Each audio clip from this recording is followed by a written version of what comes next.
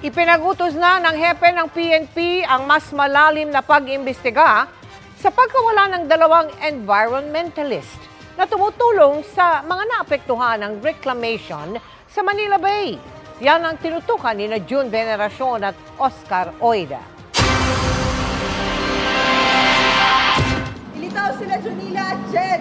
Ilitaw! Ilitaw! Ilitaw sila Jonila at Jed! Ilitaw! Ilitaw!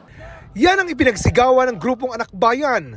2 araw matapos daw dukutin sa Orion, Bataan, sina Jed Tamano at Jonila Castro.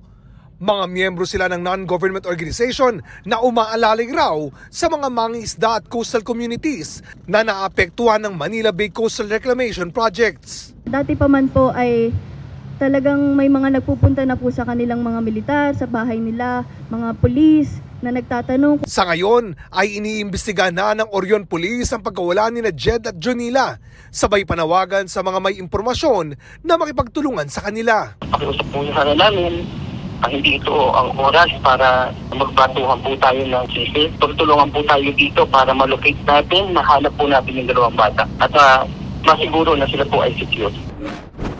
Itinanggi na rin ng Philippine National Police na may kinalaman sila sa pagkawala ng dalawa. Accordingly, nakiusap lamang po yung pamilya po ni Jed na ayaw na po muna po nilang magsalita. Subalit meron po silang idea. Humingi lamang sila ng konting privacy dahil nag-e-exert po sila ng effort, katuwang po yung ating Philippine National Police, para po makumbinse yung bata na umuwi po sa kanyang mga magulang. Iniutos din ng PNP chief na imbestigahang mabuti ang pagkawala ng 2 environmentalist. They are doing their best to really get to know what is the status of this missing kabataan. Tuloy raw ang pakikipag-ugnayan ng PNP sa pamilya ng mga nawawala. We have what do you call that, possibilities or choice, but I don't want to speculate.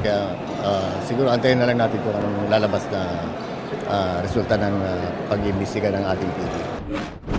Para sa GMA Integrated News, June Veneracion, Oscar Oida, nakatutok 24 oras.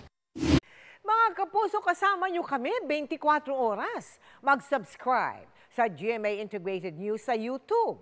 Sa mga kapuso abroad, bisitahin ang GMA Pinoy TV at www.gmanews.tv.